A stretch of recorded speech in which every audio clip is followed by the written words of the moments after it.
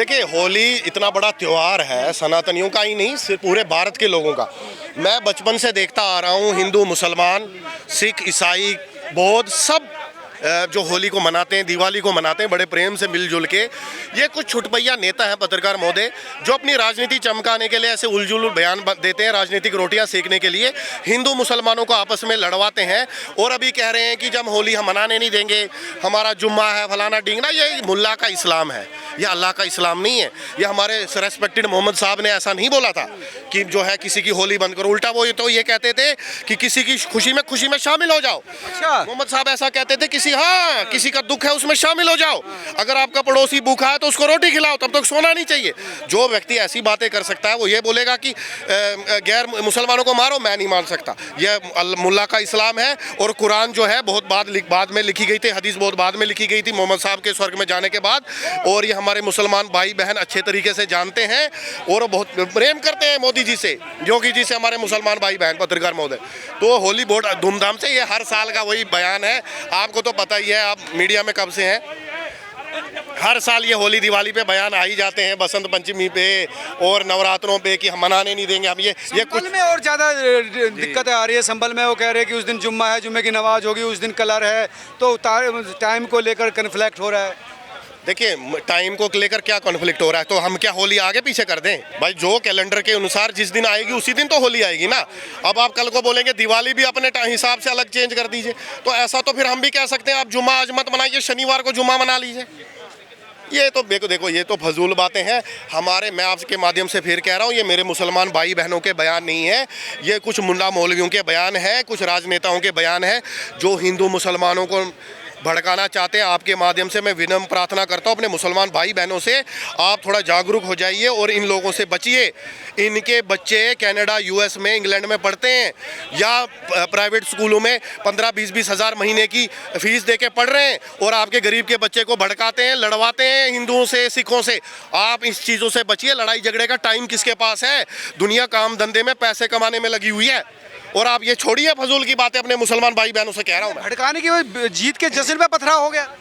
देखिए, जीत की जश्न पे इंदौर पे कल पत्रकार महोदय हमला हो गया। आप मुझे ये बताइए, चलिए वो तो होली नहीं है, दिवाली नहीं है, वो तो देश का त्यौहार है ना। है, हम चैंपियंस ट्रॉफी जीते हैं तो उसमें मोहम्मद शमी भी खेल रहा है, उसमें सरदार भी खेल रहा है, हिंदू भी खेल रहा है, कुलदीप यादव भी खेल रहा है, राहुल शर्मा भी खेल। देखिए, मैं वही आपसे कह रहा हूँ, कल उन पे हमला हो गया। तो ये कुछ गिने चुने षड्यंत्रकारी जो ऐसा चाहते हैं कि भाजपा हट जाए, किसी तरह से मोदी योगी बदनाम हो जाएं। अच्छा, बदनाम करना चाहते हैं। ये बड़ा जबरदस्त षड्यंत्र चल रहा है, क्योंकि देखिए, मुकाबला कर नहीं सकते, सड़कें बना नहीं सके भाजपा की तरह, लोगों को नौकरी भाजपा की तरह दे नहीं सके, राम मंदिर भाजपा की तरह बना नहीं सके। कुछ गिने चुने दिन हुए हैं रेखा जी को आए हुए, रेखा गुप्ता जी उन्होंने जमुना की सफाई शुरू कर दी। तो देखिए, ये सब भाजपा ही ऐसे कार्य कर सकती है। वंदे भारत है तो भाजपा दे सकती है। सबसे बड़ी हाइट पे जम्मू कश्मीर पे जो दिल्ली से लेकर कश्मीर तक ट्रेन चलने लगी, वो भाजपा ही दे सकती है। इन कांग्रेसियों से, केजरीवाल से, फर्जीवाल से, अखिलेश यादव से, इनसे कुछ होने वाला तो है नहीं। अब जीत पर जश्न जो है वो तो साला समझ में नहीं आ रहा, पथराव कौन करेगा? मैं वही आपसे कह रहा हूँ, मैं और कह क्या रहा हूँ, मैं यही आपसे कह रहा हूँ कि ये षड्यंत्र है। ये किसी तरीके से मोदी जी को, क्योंकि भाजपा की सरकार है एमपी में, किसी तरीके से भाजपा तो नहीं है किसी के, दिक्कत तो है कि इंडियन टीम तो सबकी है ना। आपको सांप के बिल से बाहर निकालना है तो सांप के बिल में आप काहे का छिड़काव करते हो?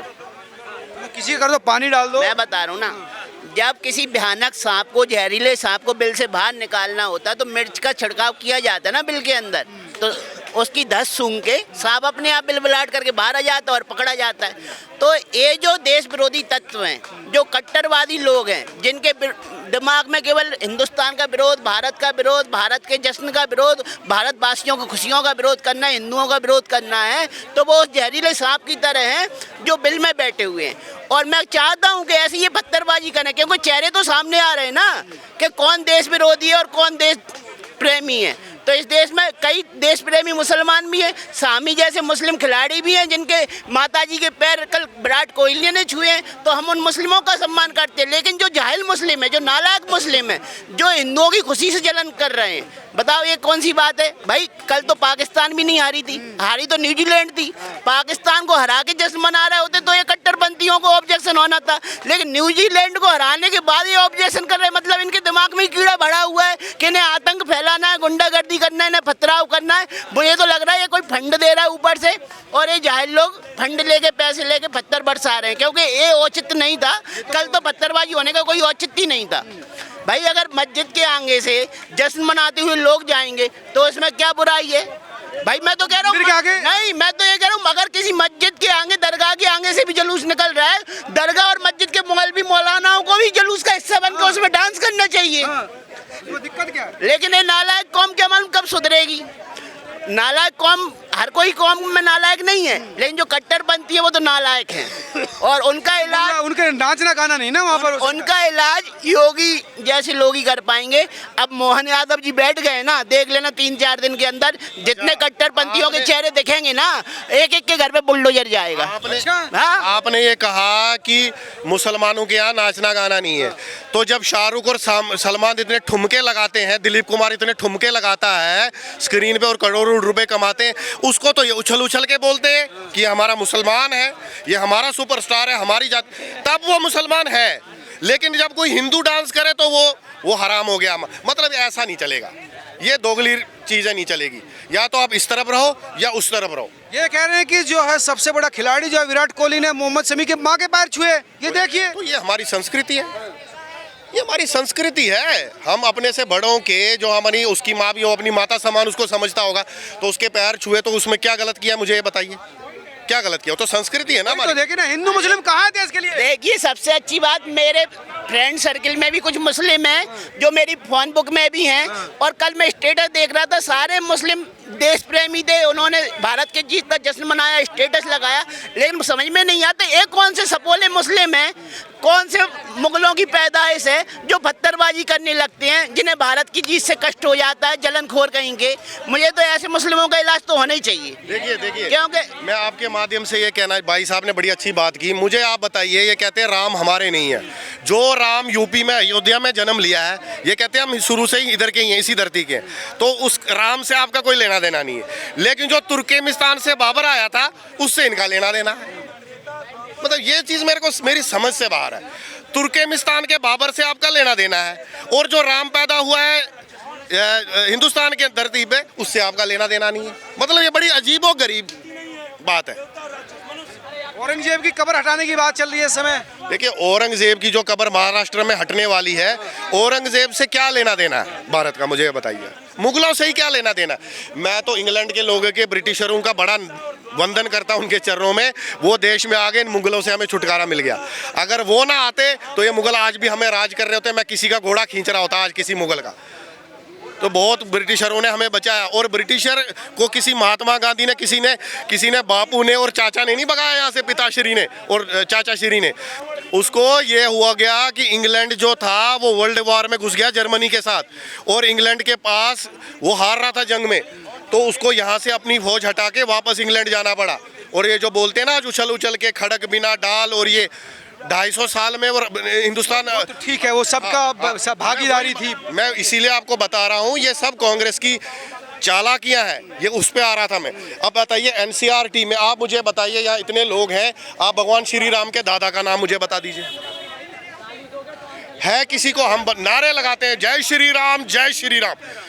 भगवान राम के दादा का नाम नहीं पता हमें, और हम आप बड़े बोलते हैं कि हम राम के भक्त हैं, हम सनातनी हैं।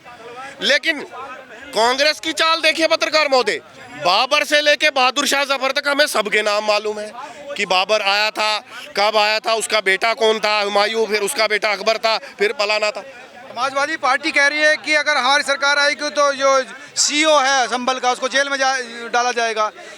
योगी जी कह रहे हैं कि वो तो पहलवान है, ऐसी भाषा बोलेंगे। देखिए, योगी जी ऐसा इसलिए कह रहे हैं क्योंकि योगी जी का स्तर, पत्रकार महोदय आपसे मेरा जो आम जनता से बहुत ऊपर है। वो एक संत हैं, सन्यासी हैं, उन्होंने कुछ गलत नहीं किया है। और जो हमारे सीईओ हैं अनु चौधरी जी, उन्होंने कोई गलत बात नहीं की है। पहलवान तो एक अलग बात है, उन्होंने गलत क्या बोला है ये बताइए मुझे। वो ये कह रहे होली है सब मनाइए, और अगर जिसको नहीं मनाना है वो हिंदू हो मुसलमान हो घर में रहिए। उन्होंने सबके लिए बोला है, सिर्फ मुसलमानों को नहीं बोला है। उसने बोला किसी को भी होली से दिक्कत हो रही है अपने घर में रहे, ऐसा बोला उन्होंने। तो इसमें गलत क्या है मुझे बताइए आप। और इसको एक गोलमोल बना देना विपक्ष ने, अखिलेश यादव ने, कि देखो जी हम इसको जेल में डाल देंगे। तेरी हिम्मत है जेल में डालने की, टोटी चोर। मैं तो योगी जी से ये कहता हूं कि देखिए ऐसी ऐसी धमकियां ये देते हैं, पहले तो इस अखिलेश यादव को जेल में डालिए। चाचा ने कहा उसका राम गोपाल यादव ने। ऐसा इसका पिता भी था, ऐसा इसका चाचा भी है राम गोपाल।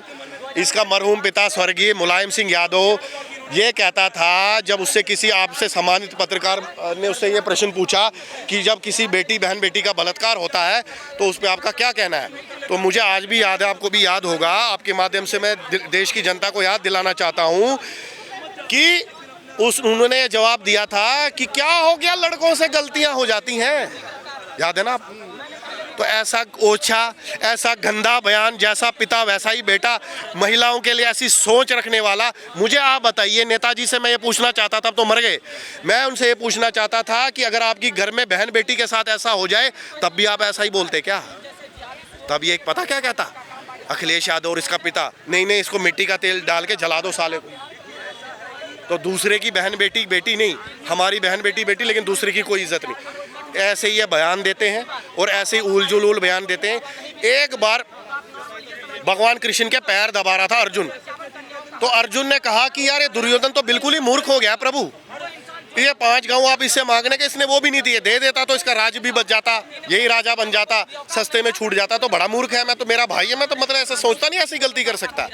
तो भगवान ने उससे कहा कि पार्थ विनाश काले विपरीत बुद्धि, जब इंसान का विनाश आना होता है ना तो उसकी खोपड़ी घूम जाती है, वो उल्टा सोचता है, वो खुद को ही भगवान समझने लगता है। यही उसका हाल हो गया, यही अखिलेश यादव जी के साथ भी हो रहा है।